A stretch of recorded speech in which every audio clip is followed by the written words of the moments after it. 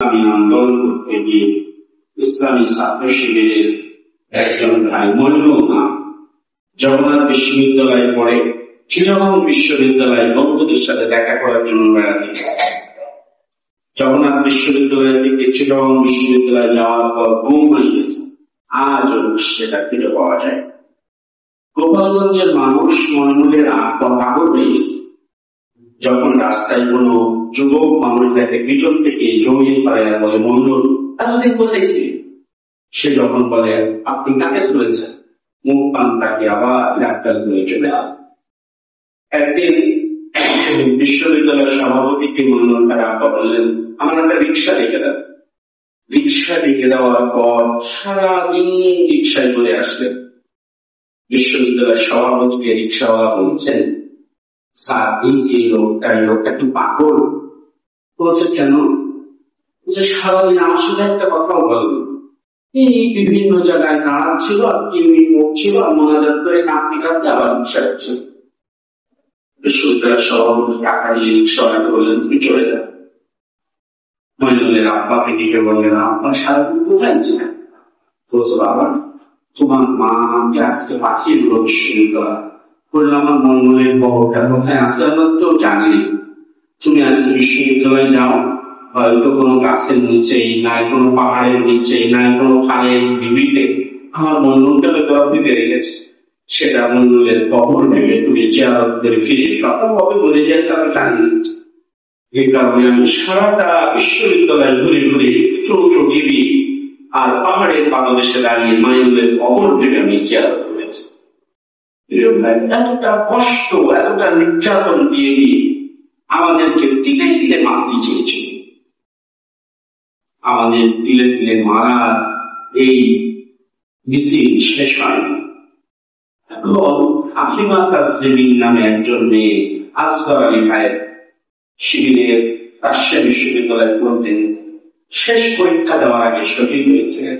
তিনি ছাত্র শিবিরের কেন্দ্রীয় সভাপতি আমির জামাতের কাছে চিঠি লেখেন আমার আত্মা যে কারণে এই পৃথিবী থেকে বিদায় নিলেন সেই ইসলাম বলে প্রতিষ্ঠা হবে। যখন আসগর আলী ভাইয়ের লাশটা গিয়েছিল বাড়িতে তখন মেয়ে ছিল ছোট্ট। মেয়ে তার মাকে যখন কাঁদছে তখন মার কাছে গিয়ে বলছে মা আজকে না আব্বা বাড়ি এসেছে, কত খুশি হবো তুমি আব্বা আসলে, আজকে কেন কাঁদছ? দাদিকে বলছে ও দাদি তুমি এত কাঁদছ কি কারণে? আমার আব্বা বাড়ি এসেছে তুমি রান্না করো। অনেক মানুষ যখন এসেছে সবাইকে ডেকে ডেকে বলছে আমার আব্বা এসেছে, তাই তোমরা এসেছ। যখন কবরে নামানো হলো তখন মেয়ে শেষবারের মতো তার আব্বা দেখতে নিল। কবরের মাটি দেওয়ার সময় চিৎকার করে নিয়ে বলে আমার আব্বা দমটিকে মরে যাবে, তোমার আমার আব্বাকে এভাবে কবরের ভিতরে দাবিয়ে নিও। এর কথা কোনো জবাব ইসলামী আন্দোলনের কোনো দিলেন। ইসলামী আন্দোলনের যারা নেতৃত্ব দিয়েছে আল্লামা দেলোয়ার হোসেন সাইদি, মতিউর রহমান মিজান, তারাও আমাদের কাছ থেকে জুড়েছে। আমিরে জামাত যখন ফাঁসি দিয়ে তাকে পৃথিবী থেকে বিদায় করবে তার প্রাণকালে সন্তানেরা গিয়ে উপস্থিত হয়েছে। মেয়ে আমাকে একটা চশমা দিয়ে বলছে আপু পৃথিবীর শেষ উপহার আমি আপনাকে দিলাম। বলছে মা কিছুক্ষণ পরে তো আমার ফাঁসি হবে, চশমা আমি কি করবো? বলছে তবু আপু আপনি চশমা পরে ফাঁসির মঞ্চে যান। যখন সবাই চলে আসলো আর পুলিশ তার ফাঁসি দেওয়ার জন্য প্রস্তুত, তখন বলছে স্যার আপনার সময় হয়ে গেছে, এখন যেতে হবে। বলছে আমি তৈরি আছি চলো। স্যার এখান থেকে নিয়ম নাই, হাত কড়া দিয়ে রাখো, নিয়ে নিতে হবে। আমি জামাত বলছেন তোমরা আমাকে হাত কড়া না দিয়ে একটু হাঁটতে হাঁটতে নিয়ে চলো, আমি নিজে পায়ে হেঁটে ফাঁসির মঞ্চে পৌঁছাতে চাই। সবাই আলাপ আলোচনা করে ফাঁসির মঞ্চে ওনাকে হাঁটতে হাঁটতে নিয়ে গেলেন। ফাঁসির মঞ্চের কাছে যাওয়ার পর বললেন স্যার এখন যন্ত্রণা করতে হবে, হাত কড়াও দিতে হবে। তখন বললেন বাবা তোমরা যদি একজন আমার সামনে সামনে হাঁটো আমি তোমার পায়ের শব্দে আমি হাঁটতে হাঁটতে দড়ির কাছে পৌঁছে যাবো, তোমরা আমাকে ধরে নিয়ে যেও না। তাই করা ওখানে গিয়ে বলছেন আমার হাতটা খুলে দিয়ে একবার ওই ফাঁসির দড়িটা আমার হাতে রাখ। ফাঁসির দড়ি আমির জামার হাতে নিয়ে চৌমুখে বলছেন, ওগো আরশের মালিক, এই দড়ির হয়ে ফাঁসির হয়ে আমি পরিচালিত ছিলাম। আমি চিরটা দিন তোমার হয়ে তোমার রাস্তায় দিন ছিলাম, প্রতিষ্ঠিত ছিলাম। আর ফাঁসির দড়ি তুমি আদালতে আকেল দেওয়া আল্লাহ যেভাবে আমাদের জীবনে কত শত মানুষকে যে কেড়ে নিয়েছে, কত শত মানুষকে যে আমাদের মাঝ থেকে সরিয়ে দিয়েছে তার কত শত মানুষকে যে ফিরে করেছে তার আমাদের কত শত মানুষকে যে আজও খুঁজে পাওয়া যায়নি কারো কোনো ঠিক নেই। আমাদের বিশ্ববিদ্যালয়ের মুকাদ্দেস এরাতে যখন পাওয়া যায় না, তার বাবারা বলে, সরকারের কাছে গিয়ে বলে, আমার ছেলের লাশ আপনাদের দিতে হবে, শুধু একবার বলে দেন আমার ছেলেটাকে আপনারা কোথায় কবর দিয়েছেন, আমরা প্রাণ খুলে আমার ছেলের একটু কবরটা দিয়ে করে আসি। কিন্তু কবরে আদৌ তারা রেখেছে কিনা আমরা জানি না, এই পৃথিবীর কোন জায়গায় তারা লুকিয়ে রেখেছে আমরা তাও জানি।